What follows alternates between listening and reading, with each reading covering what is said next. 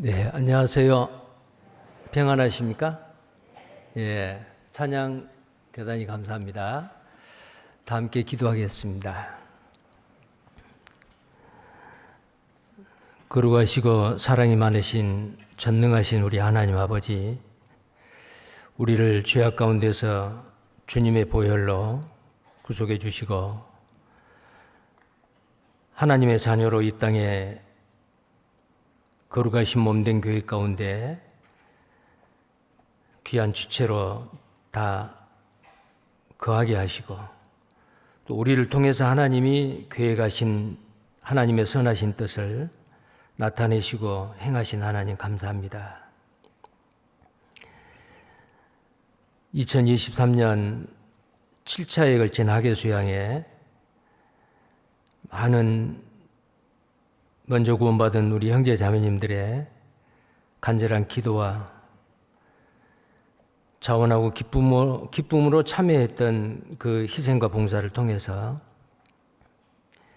12,000명이 넘는 새로운 영혼들이 주님 앞에 인도되어지고 또 많은 분들이 구원을 받고 침례까지 받아 이제 하나님의 자녀로서 남은 생에 변화되어가는 귀한 삶을 살게 해주신 것 감사를 드립니다. 위에서 수고하시는 모든 손길 위에 주님 영육간의 풍성한 은혜로 채워주시고 남은 생에 더 충성스럽게 주님을 위해 살아가는 우리 모두가 되게 해주시기를 원합니다. 이 시간 주의 날을 맞이해서 또 형제 자매님들 함께 모여 아버지께 찬송과 영광을 드리며 또 말씀의 교훈을 받기를 원합니다. 또 각 부서에서 봉사하고 서로의 발을 씻기는 귀한 섬김의 본을 보여주신 모든 성도님들에게 하나님께서 더 좋은 것으로 갚아주시고 은혜를 더해 주시기를 원합니다. 우리 중에 환난 가운데 고난 가운데 연약함 가운데 하나님께 시험받는 자들 있습니다. 하나님,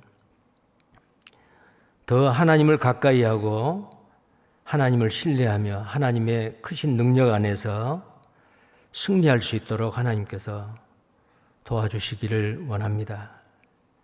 병중에 있는 분, 또 어려운 환난과 고난 가운데 있는 분 이기게 하시고 다시금 주님을 위해서 힘있게 살아갈 수 있도록 하나님 삶의 기회를 주시고 축복해 주시기를 원합니다. 또 다음 주 계속해서 계획되어져 있는 교구전도 집회, 은장의 낮 집회, 또 여러 계획된 그 집회 가운데 하나님 함께 하시고 또 많은 영혼들이 구원을 받아 아버지께 영광 드리는 아름답고 귀한 전도 집회가 될 수 있도록 하나님 도와주옵소서. 이 시간 어떤 모습으로 어떤 형편과 처지에 있든지 주님 합당한 은혜의 말씀으로 위로해 주시고 용기를 얻어 더 주를 위해서 열심을 품고 주를 섬기는 우리 모두가 되게 해 주시기를 원합니다. 이 시간에 시종을 주 성령님께서 함께 하시고 하나님의 거룩하시고 온전한 뜻을 깨달아 알게 하시고 우리의 삶 가운데서 그 말씀을 붙잡고 믿음으로 순종하는 우리 모두가 되게 해 주옵소서. 주 예수님 이름 받들어 기도드리옵나이다. 아멘. 성경 말씀 요한계시록 1장을 보시겠습니다.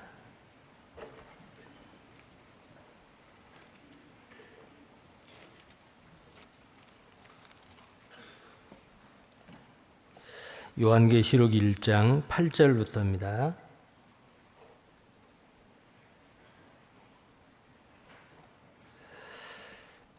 요한계시록 1장 8절부터 11절까지 제가 읽겠습니다.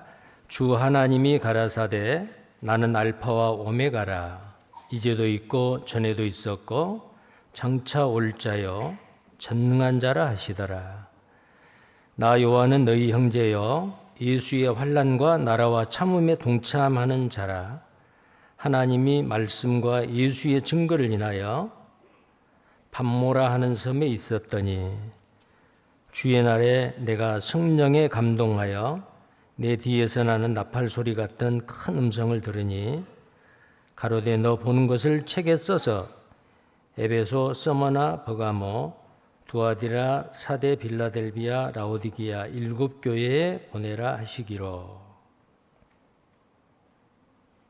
11절까지 말씀입니다.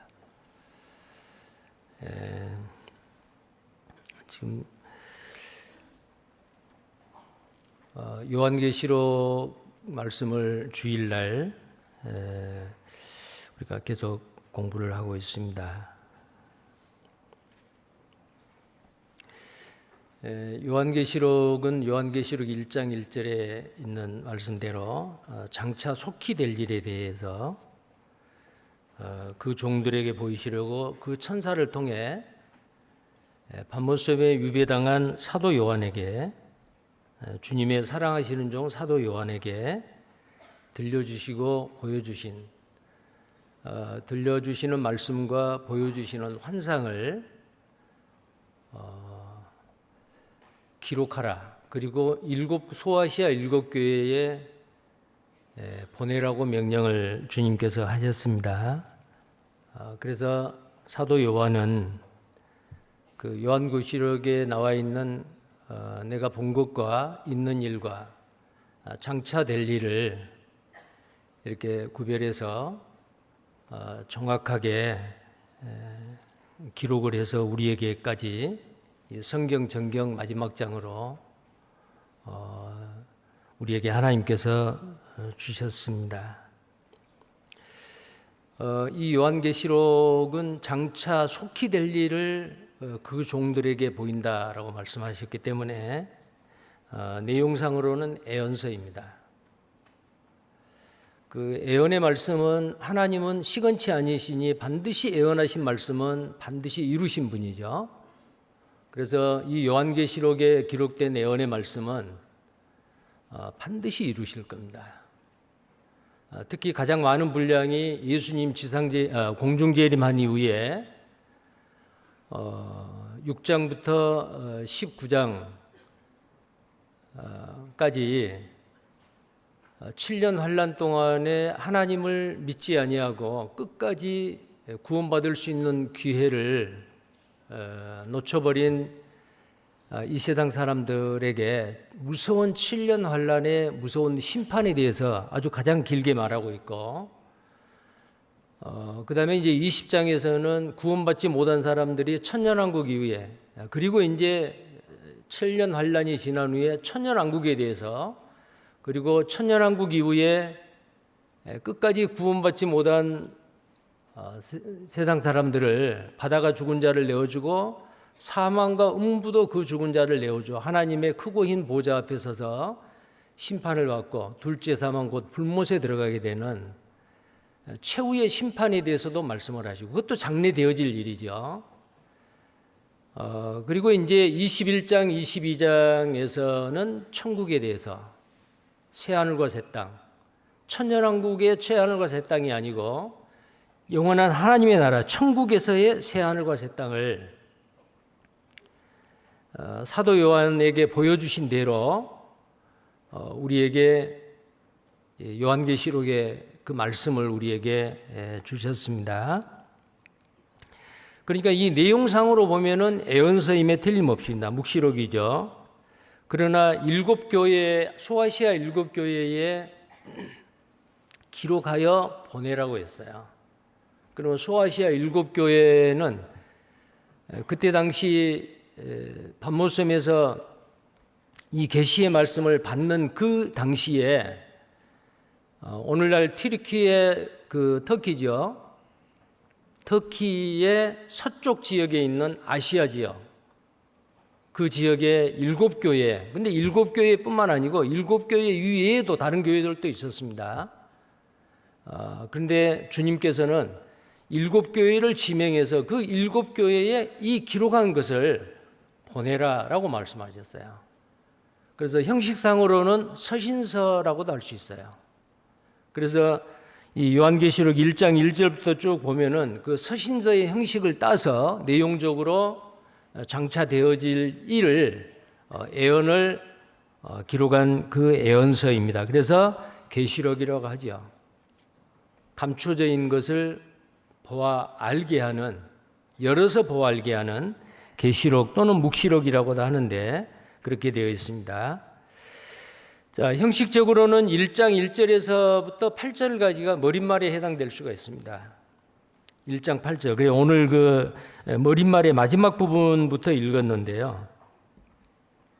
이게 시작하는 말이죠. 그 다음에 1장 9절부터 22장 5절까지는 본론에 해당되고요. 천국까지를 이제 이야기를 하죠. 그리고 22장 6절에서 21절까지는 결론에 해당되는 부분이다라고 말할 수가 있습니다. 그래서 서론, 본론, 결론, 서신서 형식으로 쓰여 있는 예언서이다라고 말할 수가 있습니다. 그리고 또 하나는 19절에 보면 1장 19절을 한번 보겠습니다. 1장 19절. 1장 19절입니다. 같이 읽겠습니다. 그러므로 내 본 것과 이제 있는 일과 장차 될 일을 기록하라 그랬습니다. 자, 내 본 것과 그 다음에 이제 있는 일과 장차 될 일을 기록하라 그랬는데 오늘 본문 말씀 이제 그 다음부터는 환상을 보여주셨는데 환상을 보여주시기 바로 직전까지 오늘 말씀을 선택했습니다. 그 12절을 보면은 요한계시록 12절을 보면요. 몸을 돌이켜 나더러 말한 음성을 알아보려고 하여 돌이킬 때에 7 금초대를 보았는데 이제 이때부터 주님께서 사도 요한에게 환상으로 보여줍니다. 7 금초대를 보여줘요. 물론 이 뒤에 보면은 이 요한계시록은 참 어려운 말씀이다라고 하는데 상징적인 말이 있지만 이 상징적인 것은 성경에서 반드시 그 답을 찾아야 됩니다. 이 7 금초대는 바로 20절에 해석이 나오죠. 20절을 보겠습니다. 내 본 것은 내 오른손에 7별의 비밀과 7 금초대라. 7별은 7 교회의 사자요 7 촛대는 7 교회니라 라고 되어 있습니다. 그러니까 7 촛대는 7 교회다 그 말이에요. 소아시아 7 교회, 에베소 교회부터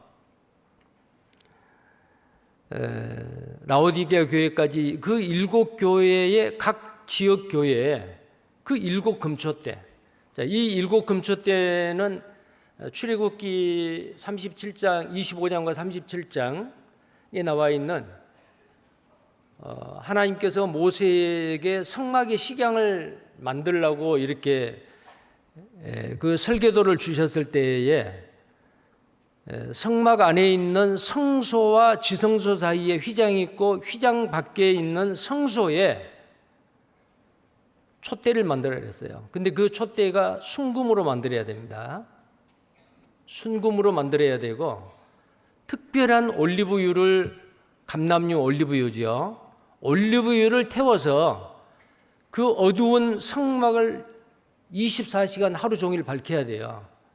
그때에 불똥이 나오면 그 불똥을 치워야 되고 불이 꺼지지 않도록 계속해서 올리브 기름을 공급을 해줘야 돼요. 그런데 그 7 금초대는 촛대가 기둥이 하나인데 거기에서 양쪽으로 3개, 가운데가 하나. 그래서 7 불이 켜지도록 7개의 불이 켜지도록 그게 이제 메노라 또는 7 금초대라고 합니다. 근데 그 7 금초대가 각 교회마다 자, 그래서 이 7 금초대는 상징적인 거지만은 구약 성경의 그림자로 보여주시는 성막의 7 금초대지만 이것은 바로 뭘 나타내느냐? 예수님이거든요. 빛으로 오신 예수님. 항상 우리 가운데 빛을 비춰주신 예수님이지만은 그 예수님의 빛을 받아서 구원받은 그리스도인들, 교회를 나타냅니다. 또한 7 금초대는 교회지요. 그럼 교회의 역할이 뭐예요? 교회는 사람이 인위적으로 만들어 놓은 조직이 아닙니다. 금이라고 하는 것은 하나님의 영광을 나타내요. 하나님이 이 땅에 교회를 창세전에 예비하셨고, 예수님께서는 마태복음 16장에 내가 이 반석 위에 내 교회를 세우리니, 이 교회는 사람의 교회가 아니에요. 이 땅에서 하나님 주님의 촛대가 머물러 있는 교회, 그 촛대가 머물러 있다 그 말은 성령이 함께 하시고 구원받는 역사가 일어나고 하나님이 인정하시는 교회예요. 인간의 단순한 조직이 아니라는 겁니다. 자, 근데 그 교회에 에베소 교회에게 네가 처음 행위를 버렸다, 처음 사랑을 회복하라, 그렇지 않으면 이 촛대를 내게서 옮기겠다. 촛대를 옮긴단 말은 무슨 말이에요? 성령이 떠난다는 거예요. 구원받은 그리스도인에게 구원받은 순간에 성령님이 오시지만은 주님 앞에 갈 때까지 성령이 없어지지 않습니다. 계십니다. 그러나 교회는 성령의 촛대가, 그 촛대가 떠나는 경우가 있어요. 지금 그 튀르키예에 가보면은 소아시아 7교회의 그 장소의 흔적은 남아있어요. 다 남아있죠. 근데 아무것도 없어요. 살아있는 주님의 몸된 교회에 그 지체들인 구원받은 그리스도인은 없어요. 지금 이슬람교 국가로 바뀌어 있죠. 촛대가 떠났습니다. 왜 그랬을까요? 믿음으로 하나님의 말씀을 붙잡고 순종하지 아니하고 온갖 우상을 섬기는 일에 타락해 버렸어요.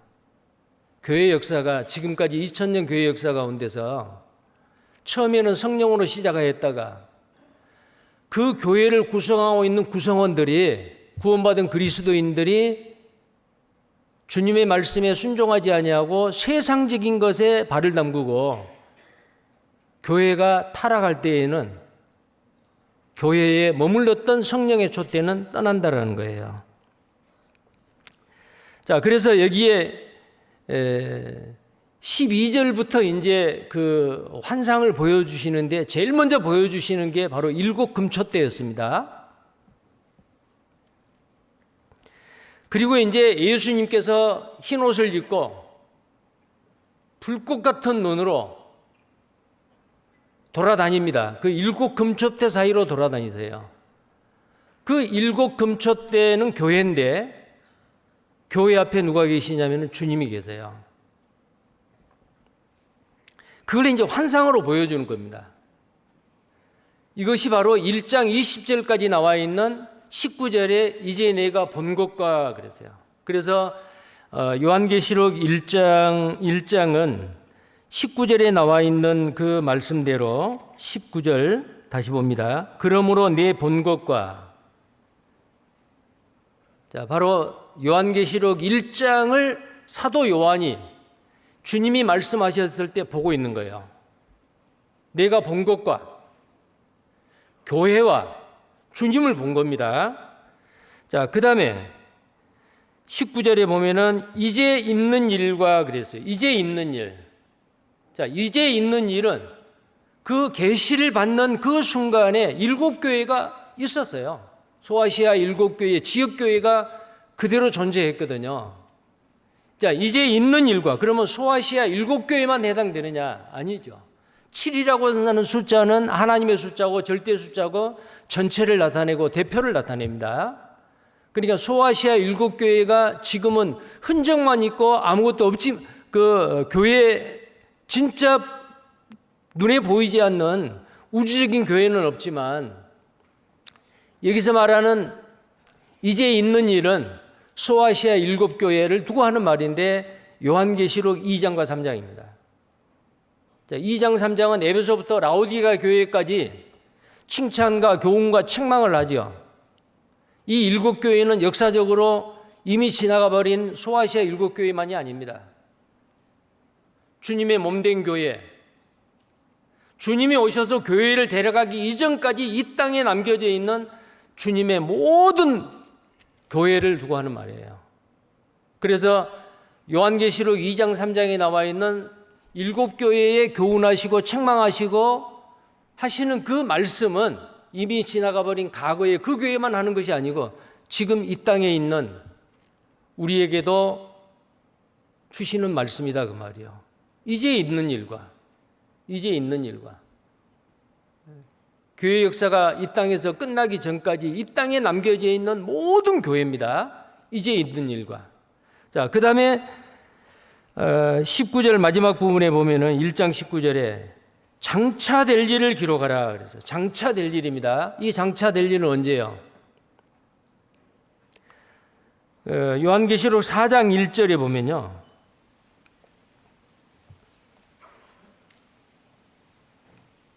4장 1절입니다. 이 일 후에 내가 보니 하늘에 열린 문이 있는데 내가 들은 바 처음에 내게 말하던 나팔 소리 같은 그 음성이 가로되 이리로 올라오라. 이후에 마땅히 될 일을 내가 내게 보이리라 하시더라. 자, 사도 요한이 이제 천국으로 올라가는 거예요. 천상으로 올라가는 거예요. 근데 이 사도 요한은 바로 교회의 대표예요.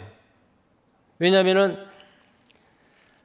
주의 환난과 오래 참음을 그 1장에 아까 그 1장 9절에 보면은 1장 9절에 보면 나 요한은 너희 형제요 예수의 환난과 나라와 참음에 동참하는 자라 그랬죠. 이 계시록을 기록한 사도 요한은 그때 당시에 예수님의 환난과 예수 안에서 복음으로 인해 주님 때문에 받는 환난과 나라와 참음에 동참하는 자가 사도 요한만이 아니에요. 이때 당시는 도미시안 황제가 내가 바로 주다, 내가 바로 신이다. 황제를 신으로 섬기게 했던 때죠. 근데 가장 창조주 하나님 이외에는 우리가 경배할 신이 없다. 우상이다. 끝까지 그 믿음을 지켰던 초대 기독교인들은 도미시안 황제에게는 어때요? 제거돼야 할 대상이요. 당시의 법을 그들은 어긴 거죠. 왜 그랬어요? 하나님의 법이 더 위이기 때문에. 우상을 섬길 수 없죠. 어째 황제 눈에 보이는 황제가 코로 숨쉬는 인간이고 한 줌의 흙으로 변해버릴 그 사람이 신입니까? 근데 도미시안 황제를 신으로 섬기라는 거예요. 주라고 부르라는 거예요. 우리는 부를 수 없다. 우리는 섬길 수 없다. 우리는 오직 여호와 하나님, 그의 아들 예수 그리스도만을 우리는 신으로 섬긴다. 그러니까 그들이 어때요? 팔팔 끓는 기름 가마에 넣어서 튀김으로 만들고 죽이고 맹수의 밥이 되게 만들고.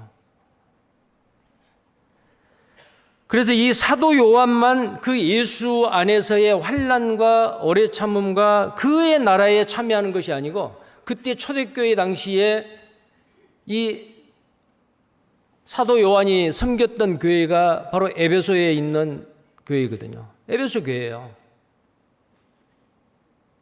에베소 교회뿐만 아니고 에베소 교회를 포함한 소아시아의 7교회, 그 형제 자매님들은 사도 요한을 다 알지요.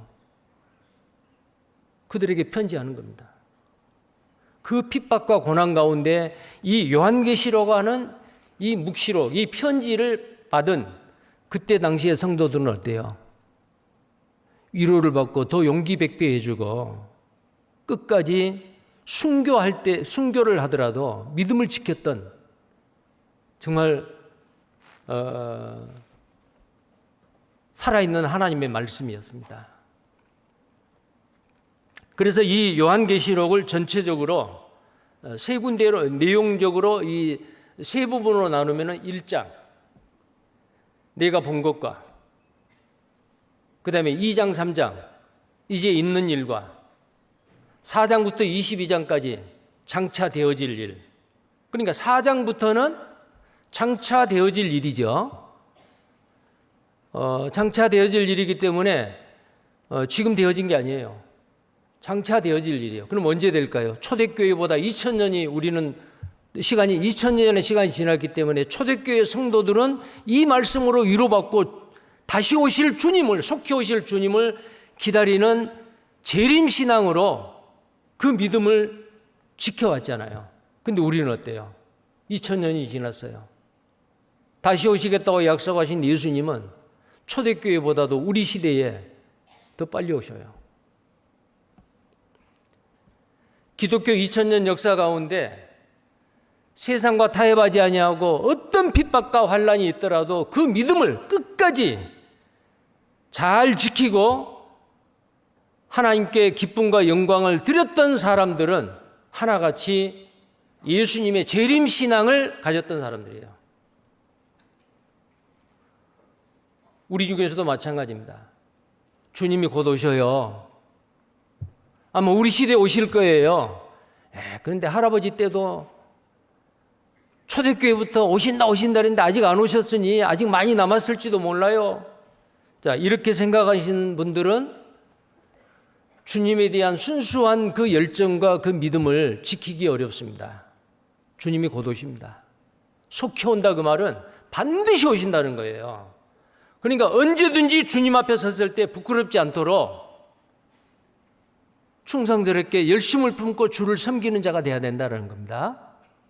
그래서 요한계시록을 시작을 할 때에 이 말씀을 읽는 자와 듣는 자들과 지키는 자들이 복이 있다. 1장 3절에 그 말씀을 했죠. 또 마지막 22장 6절에도 이 말씀을 지키는 자들이 복이 있다. 말씀을 지킨단 말이 무슨 말이에요?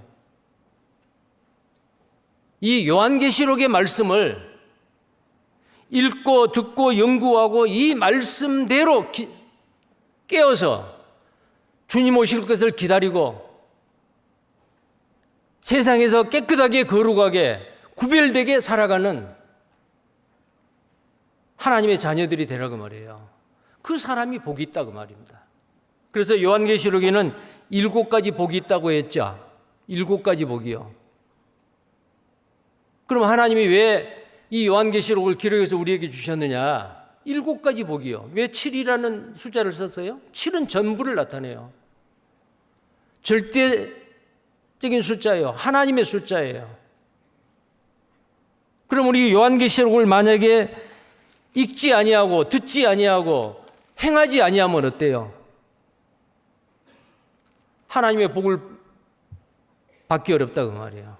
그래서 이 요한계시록은 우리 구원받은 그리스도인이 너무 어려운 책이기 때문에 덮어놓고 나중에 읽는 것이 아니고 반드시 요한계시록의 말씀을 읽어야 됩니다. 들어야 됩니다. 이 말씀대로 우리의 삶 가운데서 행하고 살아야 된다 라는 겁니다. 자, 그 다음에 8절을 보시겠어요. 오늘 물론 이게 서론에 해당되는 머릿말에 해당되는 마지막 구절인데요. 8절을 보겠습니다. 요한계시록 1장 8절. 주 하나님이 가라사대 나는 알파와 오메가라 이제도 있고 전에도 있었고 장차 올 자요 전능한 자라 하시더라. 반드시 속히 오리라고 말씀하신 주님이 여기에 주 하나님이 가라사대 나는 알파와 오메가라. 알파와 오메가다 그 말은 무슨 말이에요? 이 신약 성경이 쓰여질 당시에는 헬라 말이 세계 공통어였어요. 이때 당시에 중동 지역에. 물론 아람어도 썼습니다. 근데 그 헬라어의 알파벳의 첫 글자가 알파예요. 마지막 글자가 오메가예요. 영어로 말하면은 A고 Z이요. 우리말로 말하면은 기억이고 희응이요. 자음으로 말한다면, 모음으로 말하면 가고 하요. 이 모든 성경을, 신약 성경을 기록한 헬라 말의 알파벳의 처음과 마지막이 알파와 오메가.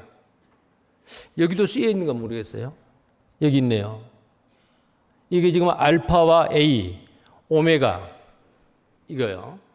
헬라 말로 알파와 오메가를 여기다가 디자인 해놨네요.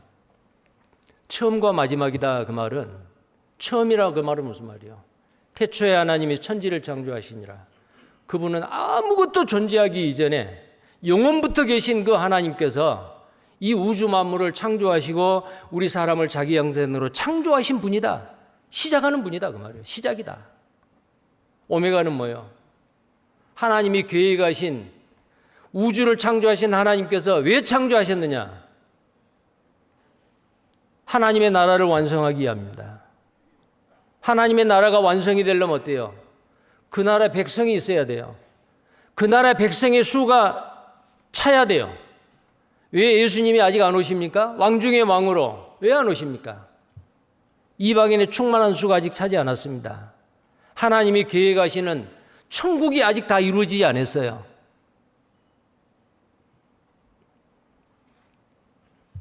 그러면 하나님이 계획하신 그 인류 역사에, 온 우주 역사의 마지막 완성되는 그게 뭐예요? 끝이요. 그리고 영원한 세계로. 그게 오메가입니다. 그러면 알파와 오메가다, 처음과 끝이다. 그러면 그 과정은요, 그 모든 과정을 전부 다 주관하시고 섭리하신 분이 하나님이십니다. 그래서 창조하시고 운행하시고 섭리하시고 완성하시는 그분은 못할 일이 없어요. 그 하나님은 전능하신 하나님이에요. 그래서 이 알파와 오메가는 영원하신 분이고 전능하신 분이다. 우리가 믿는 하나님은 바로 알파와 오메가이고 처음과 마지막이고 영원하신 분이고 능치 못함이 없는 전능하신 분이다. 우리가 믿는 우리 아버지가 그렇다고 말이에요. 그리고 나의 인생의 나의 주인이 바로 예수님인데, 주님인데, 나의 주님이 바로 하나님이세요. 여기에 방금 읽었던 8절에 주 하나님이 가라사대 누구예요? 성부, 성자, 성령의 하나님입니다. 여기 성경에 보면은 나는 알파와 오메가다. 여기는 하나님이라 그랬는데 예수님이요. 17절을 또 보겠어요. 17절, 1장 17절입니다. 17절입니다. 같이 읽겠습니다. 내가 볼 때에 그 발 앞에 엎드러져 죽은 자 같이 되매 그가 오른손을 내게 얹고 가라사대 두려워 말라. 나는 처음이요 나중이니. 여기에 그 발 앞에 엎드렸다. 누구 발 앞에 엎드린 거예요? 예수님이요. 주님의 발 앞에 엎드린 겁니다. 15절에 보면 그의 발은 풀무에 단련한 빛난 주석 같다. 그의 음성은 많은 물소리와 같다. 오른손에 7별이 있고 그 입에서 좌우에 날성검이 있고 그 얼굴은 해가 힘있게 비치는 것 같더라. 빛 대신 예수님입니다. 근데 그 발 앞에 기절해서 넘어졌어요. 그때에 오른손을 이 사도 요한에게 내밀고 그 몸에다가 얹으면서, 오른손을 얹으면서 가라사대 두려워 말라. 나는 처음이요 나중이니. 알파 오메가죠. 이분이 예수님이라니까요. 우리를 구원해 주시는 예수님, 나의 인생의 주인이 되신 예수님, 그분은 하나님이십니다. 전능하신 분이에요. 창조주예요. 영원하신 분이에요. 자, 그리고요, 좀 더 보겠습니다. 21장, 요한계시록 21장입니다.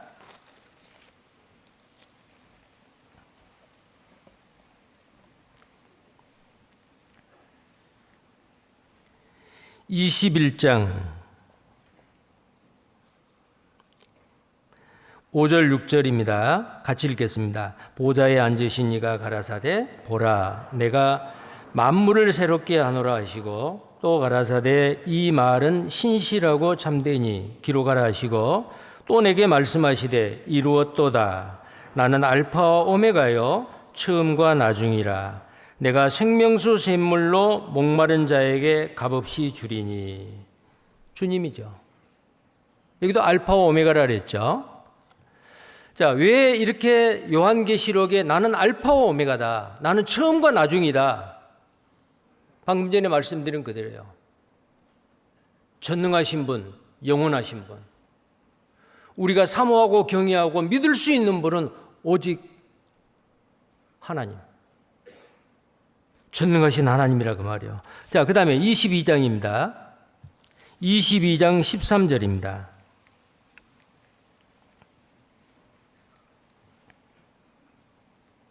12절부터 13절까지입니다. 22장 12절에서 13절 또 같이 읽겠습니다. 보라, 내가 속히 오리니 내가 줄 상이 내게 있어 각 사람에게 그의 일한 대로 갚아주리라. 나는 알파와 오메가요, 처음과 나중이요, 시작과 끝이라. 자, 이와 같이 요한계시록에 나는 알파와 오메가다, 전능하신 하나님이다라는 뜻이에요. 예수님 육신을 입고 이 땅에 오셨지만 그분은 하나님이십니다. 전능하신 분입니다. 4대 성인 중에 한 사람이 아닙니다. 기독교를 창시하는 창시자가 아니에요. 사랑을 강조하는 기독교 창시자가 아니에요. 그분은 하나님이세요. 왜 이렇게 요한계시록 여기뿐만 아니고 구약 성경에도 나는 스스로 존재하는 자다, 모세에게 시내산 떨기나무 불꽃 가운데서 나타나서 그렇게 말씀하셨죠. 나는 전능자라, 나는 영원한 자라. 여호와를 알자, 힘써 여호와를 알자. 어떤 여호와를 알아야 돼요? 어떤 하나님을 알아야 되죠? 영원하신 하나님, 전능하신 하나님을 우리는 알고 그분을 신뢰해야 돼요. 그 하나님을 믿는 사람들은 두려움이 없습니다. 근심 걱정이 없습니다. 가장 무서운 죽음까지도 두렵지 않습니다. 근데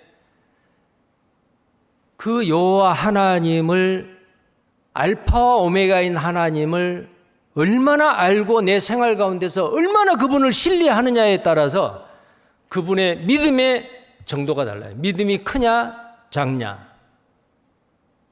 구원받은 그리스도인이어도 나에게 어려운 일이 닥치면 하나님, 왜 나에게 이런 일이 있습니까? 이게 무슨 뜻입니까? 힘듭니다. 어렵습니다. 그래서 하나님을 가까이 하고 하나님께 기도하는 것보다도 자기의 지혜로 자기 주변에 있는 힘 있는 사람들의 도움을 받아서, 물론 하나님은 사람을 통해서 일을 하십니다.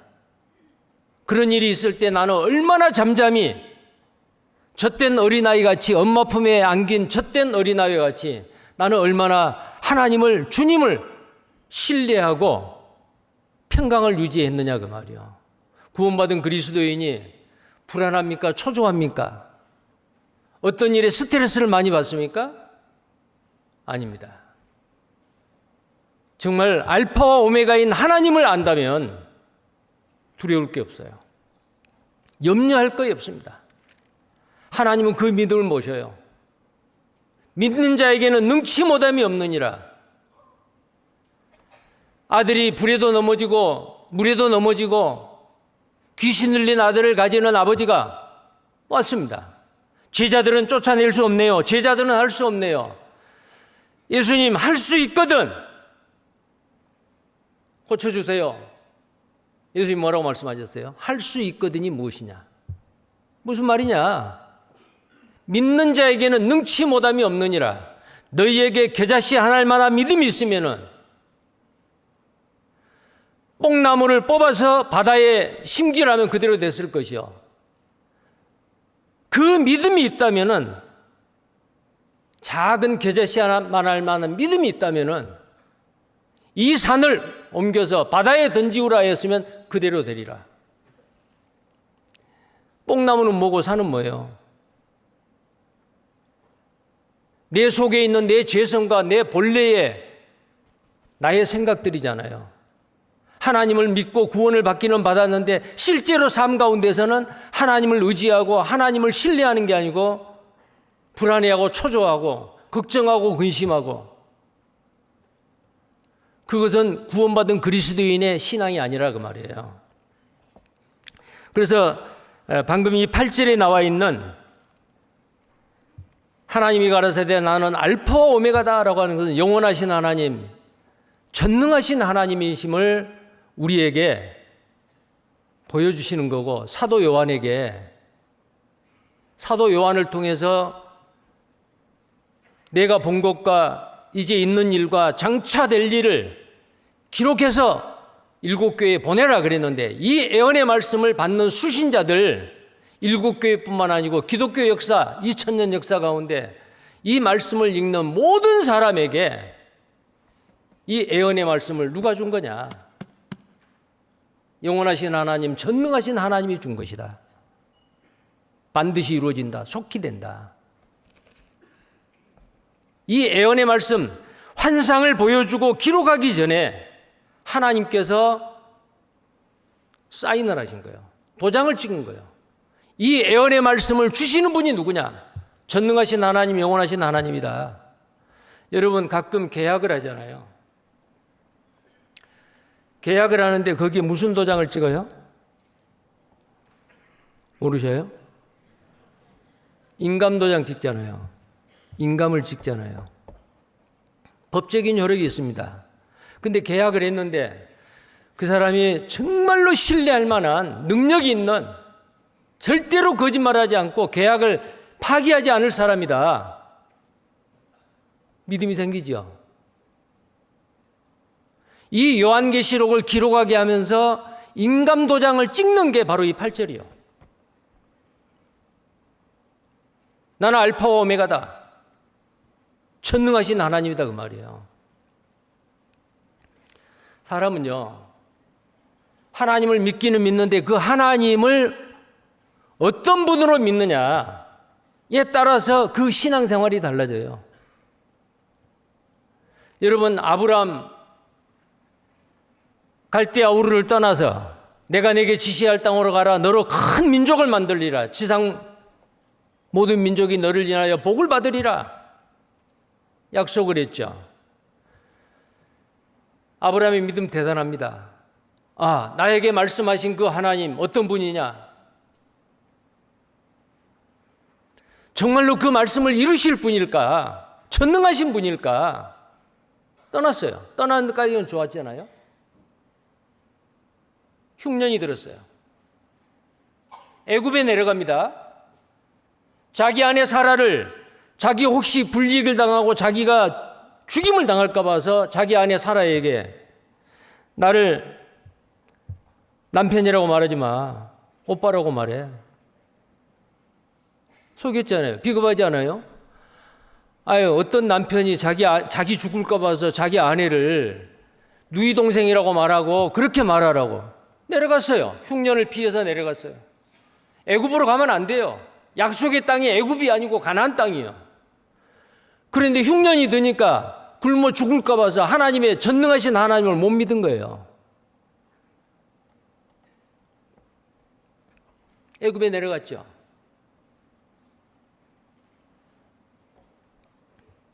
근데 이 자기 아내가 너무 예뻤어요. 애굽의 신하들이 보고 왕에게 말한 거죠. 왕도 봤어요. 아, 너무 예쁘다. 저 여자를 나의 후비로 만들어야겠다. 왕비로 만들어야겠다. 데리고 갔죠. 하나님이 전능하신 하나님이 그걸 막지 않았더라면 아브라함은 자기 아내 뺏길 뻔했어요.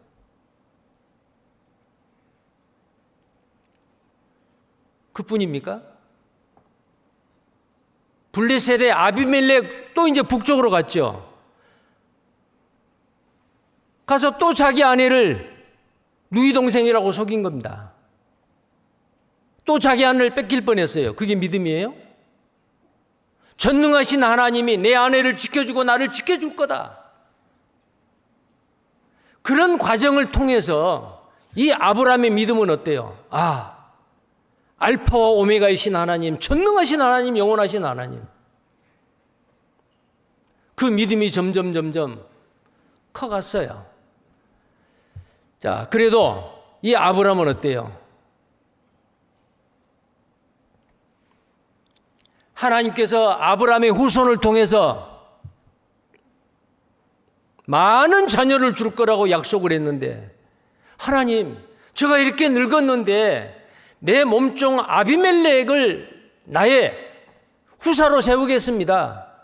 종 아비멜렉이 아니다. 너의 몸을 통해서 난 그 아들이 너의 후사가 된다. 믿어야 되잖아요. 아무리 나이가 많아도 할아버지 할머니를 통해서 아들을 주시겠다고 하셨는데 그건 믿어야 되잖아요. 전능하신 하나님. 믿지 못했습니다. 그래서 사라가 자기 아내가 여보, 나도 늙고 당신도 늙어서 어떻게 아들을 보겠어? 내 몸종 하갈을 당신의 후처로 줄 테니까 아기를 만듭시다 그랬어요. 결국은 하갈과 함께 동침을 했죠. 누가 낳았어요? 이스마엘이 태어난 거예요. 오늘날 지금 현 이스라엘의 옆구리에 가시가 된 민족이 바로 이스마엘 후손들이요. 오늘날 아랍 민족이죠. 그건 하나님의 뜻이 아니었습니다. 하나님께서 내게 아들을 주겠다고 했으면은 기다려야 되지요. 참고 기다려야 되잖아요. 근데 아브라함은 하갈과 동침해서 이스마엘이 태어나게 하고 그것 때문에 가정에 불화가 생기게 하고 얼마나 괴로웠습니까? 자기 아들과 자기 아내 하갈을 쫓아내야 되는, 집에서 쫓아내야 하는 그 가정에 불화가 생긴 거예요. 그런 과정을 통해서 아브라함은 전능하신 하나님, 살아계신 하나님, 영원하신 하나님을 점점 배워가게 된 거예요. 이제는 아브라함의 믿음은 어떻게 됐어요? 하나님께서 백세대에서 아들을 줬습니다. 이삭을 줬어요. 이제 청소년이 됐어요. 많이 자랐어요. 하나님이 아브라함에게 너의 사랑하는 독자 아들 이삭을 내가 지시하는 땅으로 가서 번제로 드리라. 짐승을 번제로 드리는 게 아니고 사람을 번제로 인신제사를 하라는 거예요. 근데 아브라함은 어땠어요? 믿었어요. 아브라함은 어떻게 믿었느냐? 전능하신 하나님, 영원하신 하나님, 내가 내 아들을 칼로 찔러서 번제로 드린다 할지라도 능치 못함이 없는 하나님은 내 아들을 다시 부활시킬 거다. 그게 바로 히브리서 11장에 나와 있잖아요. 대단한 믿음이죠. 아브라함이 처음부터 그렇게 믿음 좋은 사람이 된 게 아니에요. 왜 그랬을까요? 알파와 오메가인 하나님, 전능하신 하나님, 영원하신 하나님을 안 거예요. 그리스도인은 하나님을 아는 것만큼 믿음으로 순종합니다. 아는 것만큼요. 골로새서 1장 10절을 보시겠습니다. 골로새서 1장 10절.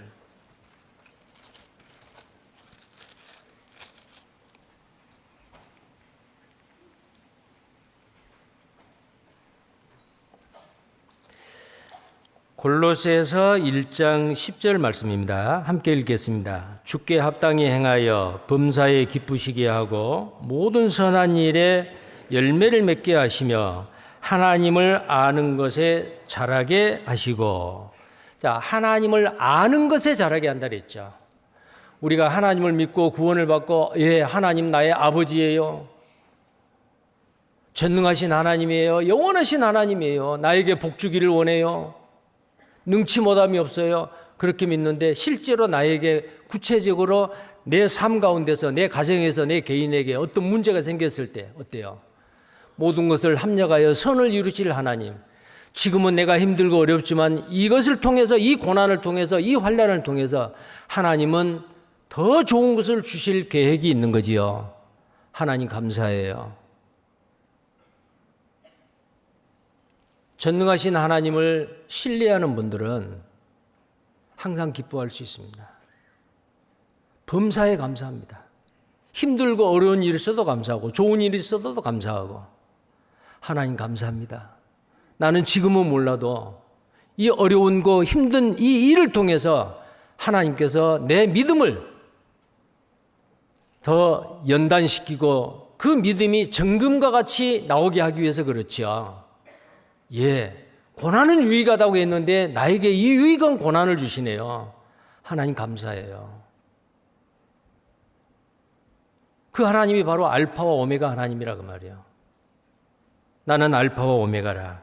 자, 그 다음에 오늘 본문 말씀 1장 9절입니다. 그러니까 이 8절에 나와 있는 나는 알파와 오메가다. 하나님이 말씀하시되 그랬는데 그 뒤에 뭐라고 되냐면은 이제도 있고 전에도 있었고 장차 올 자요 전능한 자라. 장차 올 자요 예수님입니다. 9절입니다. 1장 9절. 나 요한은 너희 형제요 예수의 환난과 나라와 참음에 동참하는 자라 하나님의 말씀과 예수의 증거를 인하여 pat모라는 섬에 있었더니. 자, 사도 요한이 왜 pat모섬에 갔죠?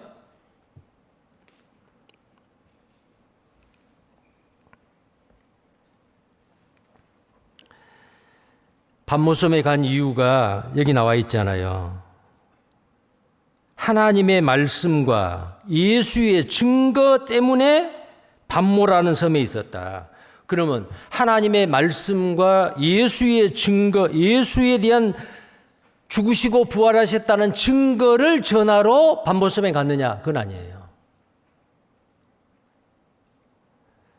전해오는 전승과 그 모든 상황으로 와서 이때 당시에 AD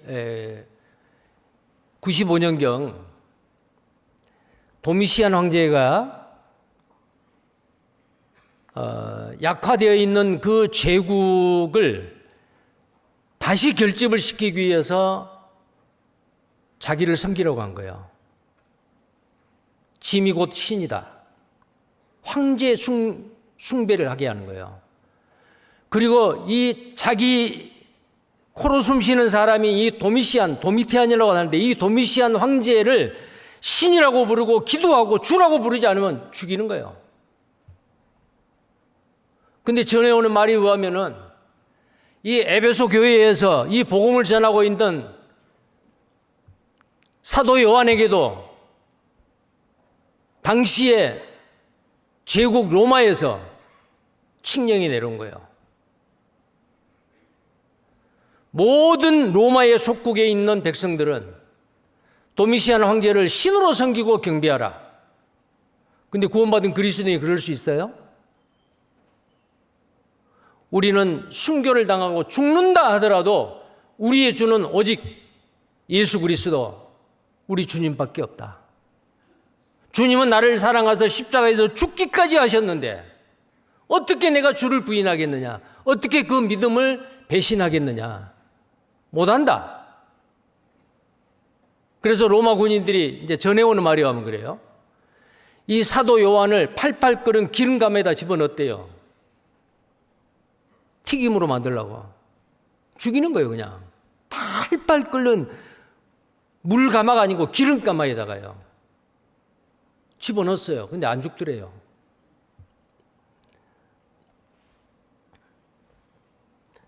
서머나 교회의 폴리가 속사도는 장작불이에다가 불고기 되게 만들려고 장작불이 했는데 그 장작불이 타다가 옆으로 가버렸다 그러죠.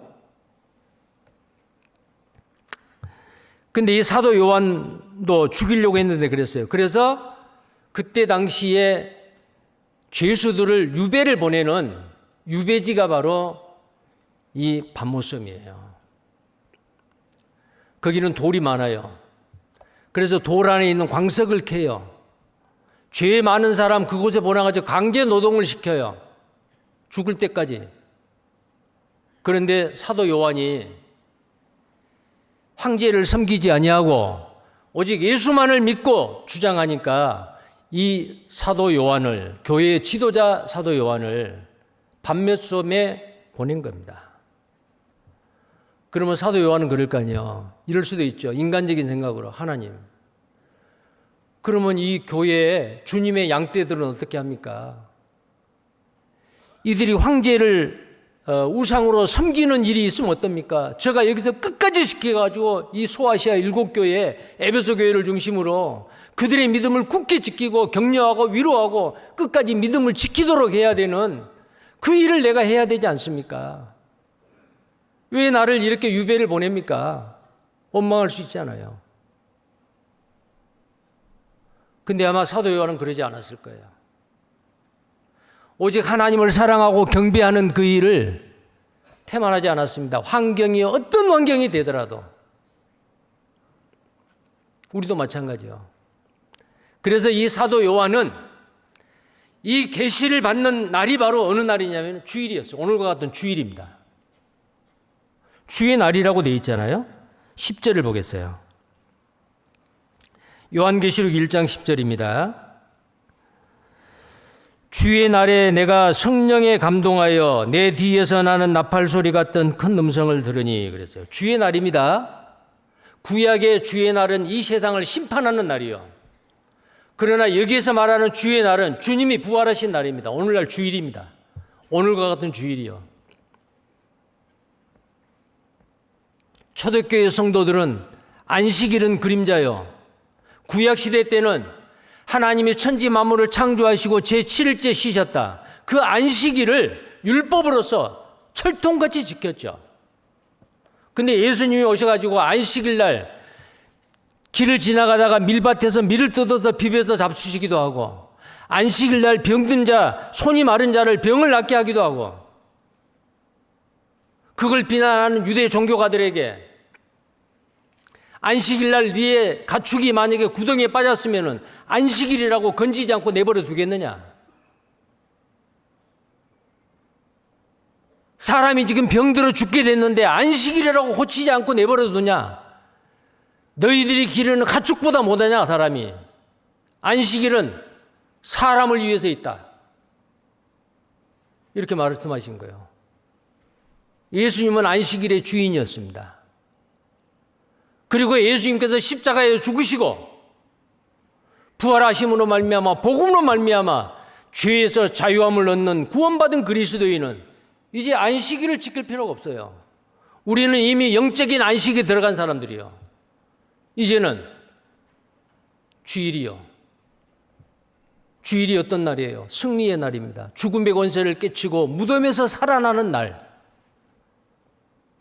2000년 전 바로 오늘 새벽이에요. 물론 정확한 날은 이제 6월절이 지나는 그 날이었죠. 4월 정도 되는 부활절이 있는 3월이나 4월.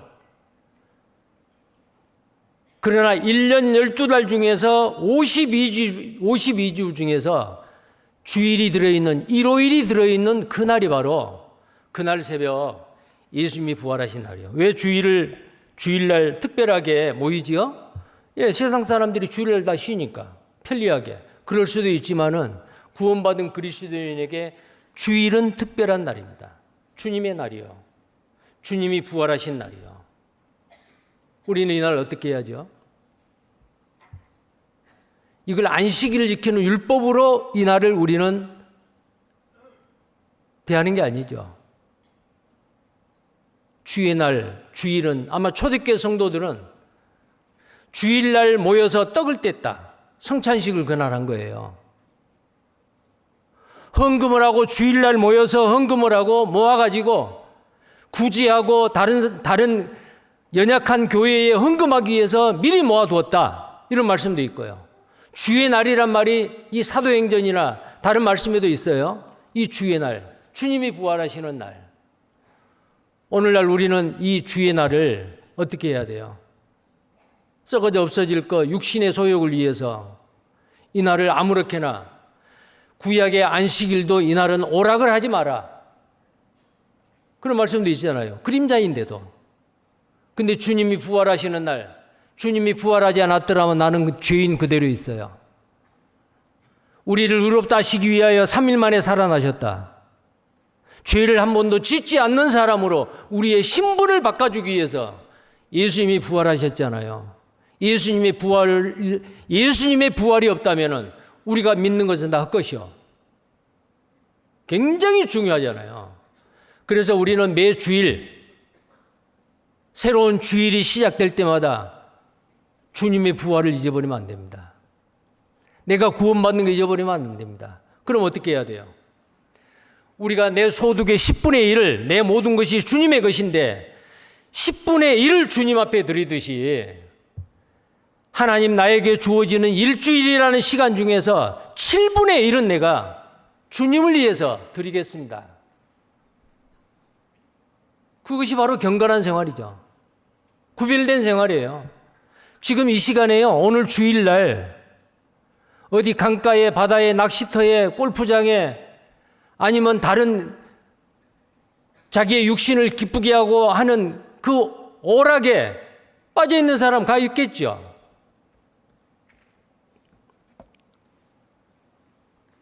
근데 구원받은 그리스도인은 그럴 수 있어요?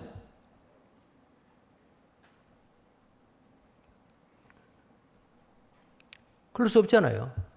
양심상 그게 허락하지 않아요. 왜요?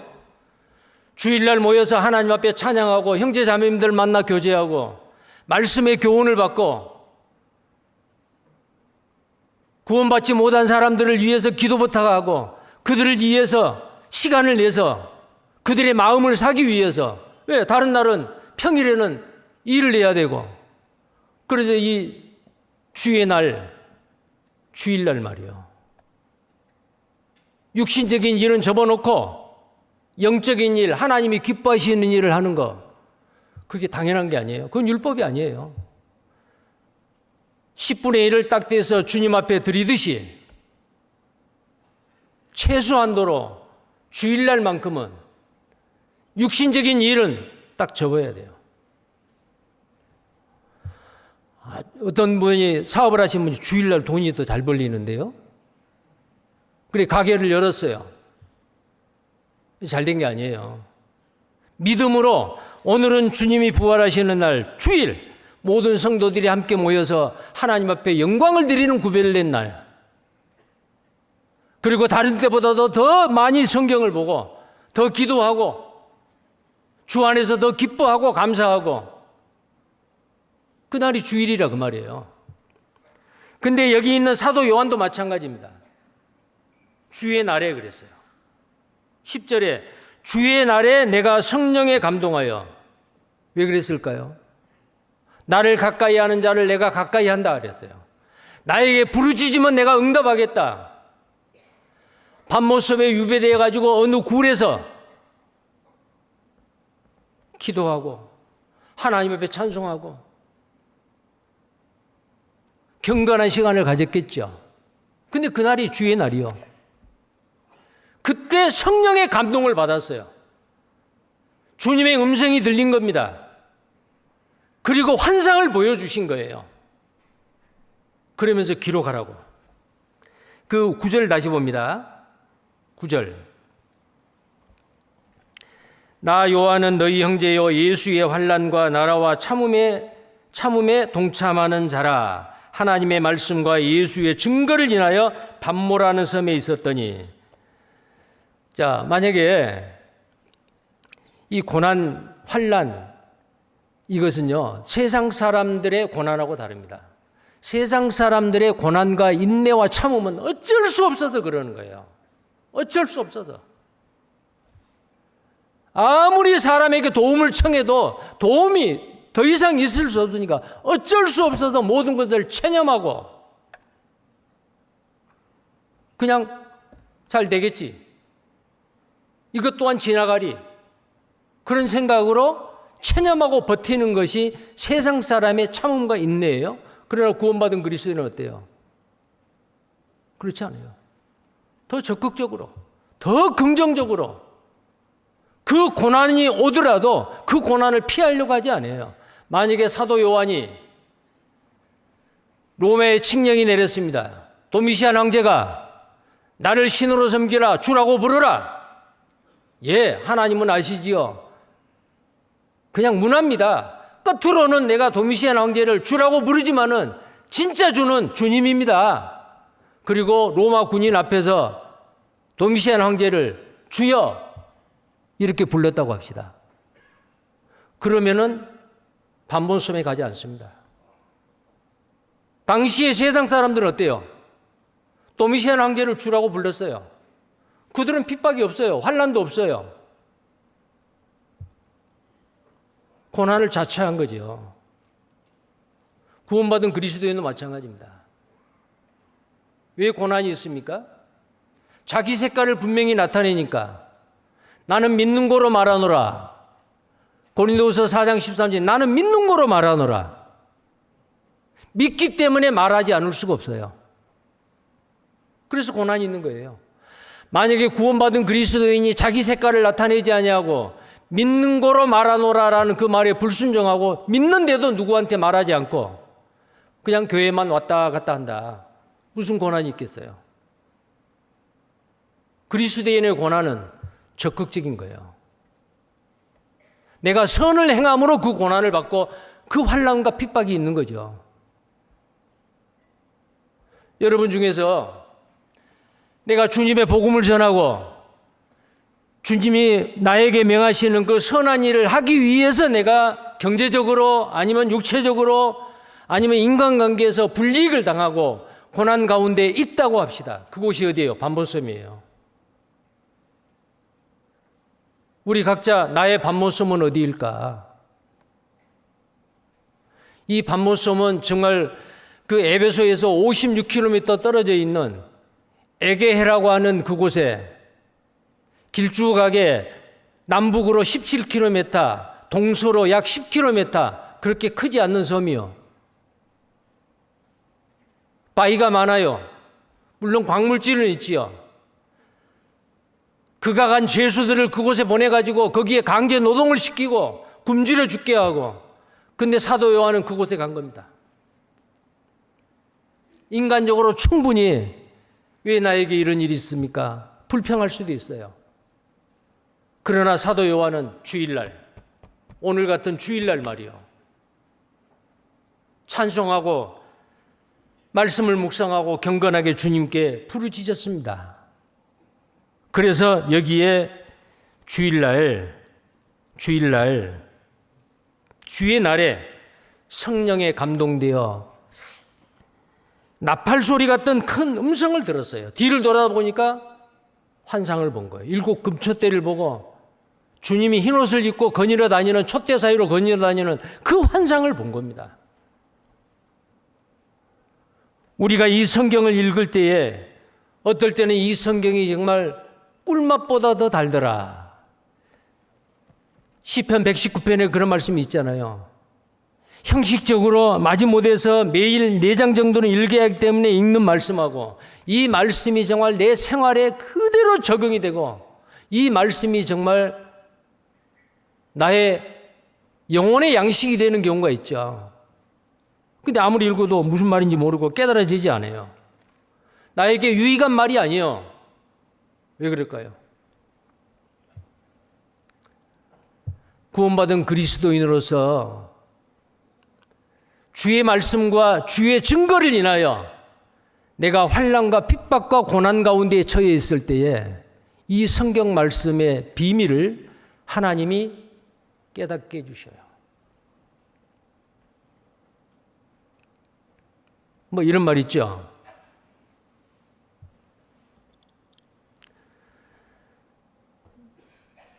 눈물과 함께 빵을 먹지 않는 자는 인생을 논하지 말라고. 그런데 여기 있는 이 말씀도 마찬가지요. 고난 없이 성경을 읽고 이 성경의 진술을 깨달으려고 하지 마라. 성경은 반드시 고난을 통해서 하나님께서 우리에게 깨닫게 해주셔요. 이 반모섬의 고난 가운데서 하나님의 말씀을, 성령의 감동하심을 받고 주님의 음성이 나팔 소리와 같이 들린 겁니다.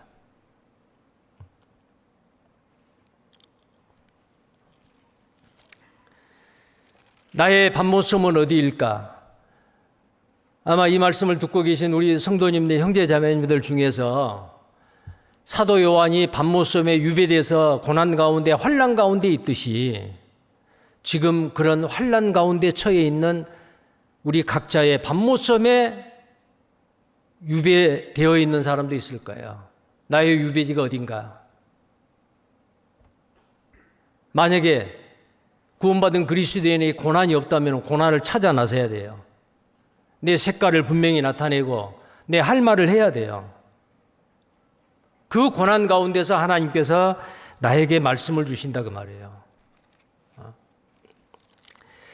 다시 봅니다. 요한계시록 1장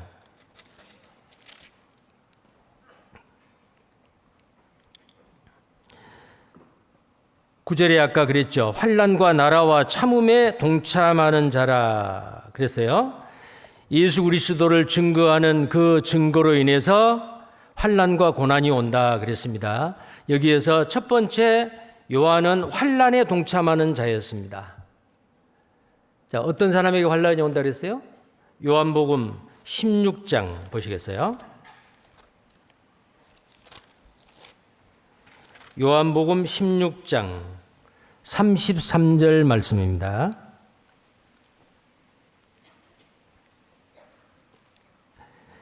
함께 읽겠습니다. 이것을 너희에게 이름은 너희로 내 안에서 평안을 누리게 하려 함이라. 세상에서는 너희가 환난을 당하나 담대하라 내가 세상을 이기었노라 하시니. 자, 여기에 세상에서는 너희가 환난을 당한다 그랬어요. 예수님께서 예언하신 말씀이요. 구원받은 그리스도인은 세상에서 환난을 당한다. 왜? 왜 당할까요? 이유가 있어요. 또 사도행전 14장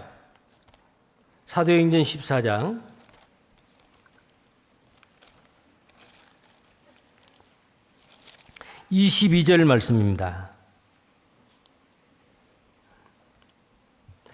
사도행전 14장 22절 말씀입니다. 같이 읽겠습니다. 제자들의 마음을 굳게 하여 이 믿음에 거하라 권하고 또 우리가 하나님 나라에 들어가려면 많은 환난을 겪어야 할 것이라. 이거 무슨 말이에요? 하나님의 나라에 들어가려면 많은 환난을 겪게 한다. 그럼 환난을 겪지 않으면 하나님 나라에 못 들어간다? 그 말이 아니에요. 구원받은 그리스도인이 정상적으로 만약에 주님의 자녀로 살아간다면 환난은 반드시 있다 그 말이에요. 이상할 게 없어요. 그 다음에요. 디모데후서 3장 12절. 디모데후서 3장 12절입니다.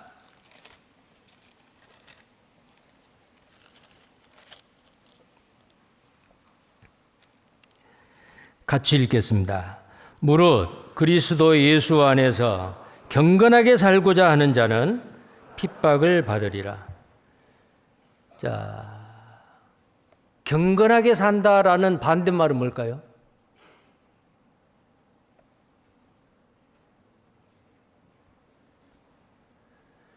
경건이라는 말이 가니스예요.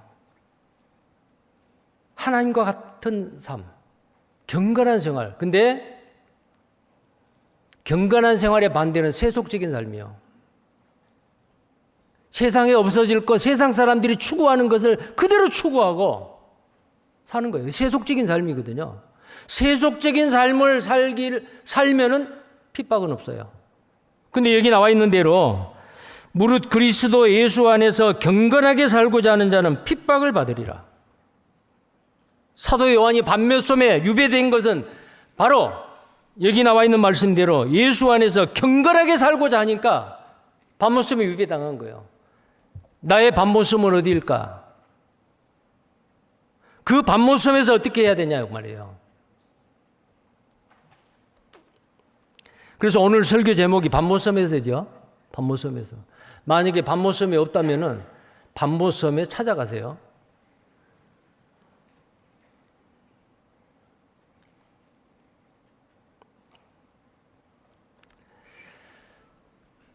지금부터 앞선 모든 믿음의 선지인들은 모두 다 예수님이 당하신 그 환난에 동참한 자들이요. 누구든지 자기 십자가를 지고 나를 좇지 않는 자는 나의 제자가 되지 못하리라. 마태복음 16장에 그런 말씀이 있잖아요. 누구든지 나의 제자가 되고자 하는 자는, 나를 좇는 자는 자기 십자가를 지고 나를 좇으라. 그 십자가가 뭐예요? 고난이요. 나는 십자가 지기 싫어요. 십자가 벗어버려요. 고난을 두려워하는 겁니다. 그럼 어떻게 해요? 예수 그리스도의 말과 그 예수 그리스도의 증거를 나타내지 아니하고 냄새도 안 풍기고 편지로서 보이지도 않고 말도 하지도 않고 그냥 구원받은 그 믿음 겨우겨우 지켜가는 사람이다 그 말이에요. 그런 사람에게는 절대 환난과 핍박이 없습니다. 자, 우리는 이 환난과 핍박을 어떻게 해야 돼요? 즐겨야 된다 그 말이에요. 왜 그럴까요? 자, 마태복음입니다. 마태복음 5장. 마태복음 5장입니다.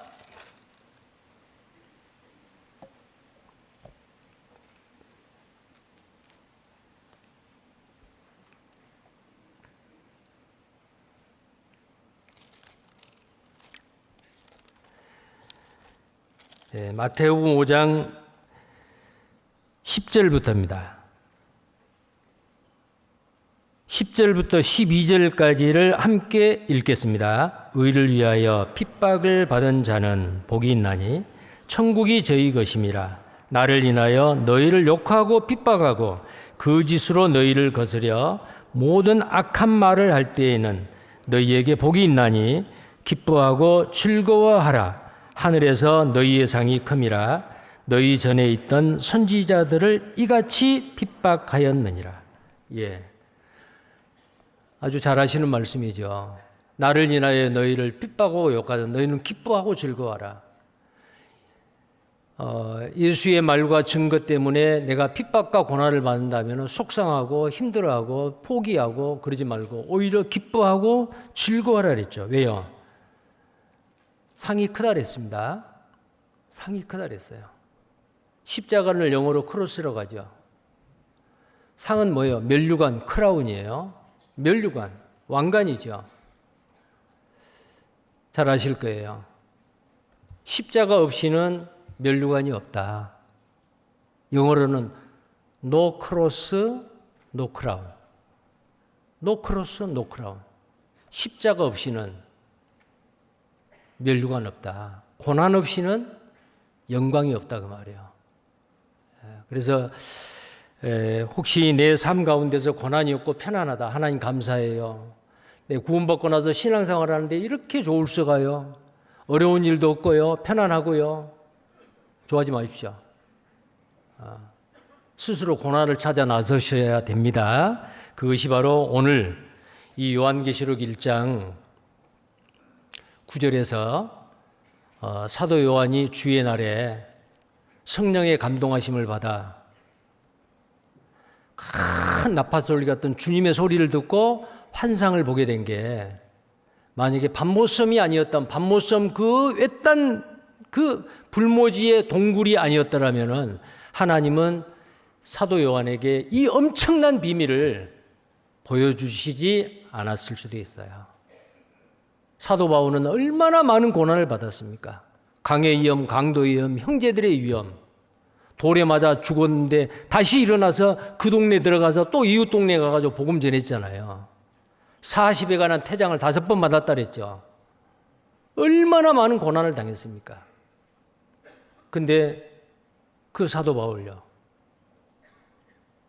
하나님께서 그에게 3층 세계에 가는 그 경험을 하게 해주고 누구도 알지 못하는 교회의 비밀을 그에게 알려주고 신약 성경 14권을 기록하게 하셨잖아요.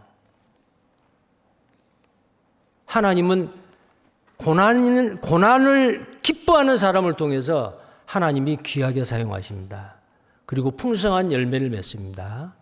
자, 그래서 오늘 이 요한계시록 1장에 나와 있는 사도 요한, 밤모섬에 있는 사도 요한, 나의 밤모섬은 어디일까? 내가 밤모섬이 없다면 그 밤모섬을 찾아 나서는 우리가 되었으면 좋겠습니다. 기도하겠습니다. 그리고 하시고 자비로우신 살아계신 우리 하나님 아버지 감사합니다. 십자가의 환난과 고난을 다 참으시고 우리를 구원해 주시는 주님, 우리도 주 안에서 하나가 되어 주 안에서의 환난과 그의 나라와 참음에 참여하는 자가 되었습니다. 사도 요한이 정말 힘들고 어려운 세대에서 태어나서 그때의 모든 온갖 핍박과 환난과 고난 가운데서 믿음을 지키고 그 위대한 요한복음, 요한 1, 2, 3서 그리고 요한계시록을 기록하는 특권을 누렸듯이 우리도 하나님 주님의 말씀과 예수 그리스도의 증거를 인하여 그 고난을 피해 가려고 하지 아니하고 그 고난을 자처하여 그 고난을 기뻐하고 즐기는 우리가 되게 해주시고 우리를 통해서 주님의 놀라운 역사가 나타날 수 있도록 하나님 사용해 주시옵소서. 더 많은 사람들에게 복음이 전해져서 하나님이 작정하시는 이방인의 충만한 수, 하나님의 나라의 천국 백성들이 다 채워질 수 있도록 하나님께서 우리를 귀하게 사용해 주시옵소서. 우리를 사랑하시고 구원해 주신 주 예수님 이름 받들어 기도드립니다. 아멘. 찬송가 383장입니다.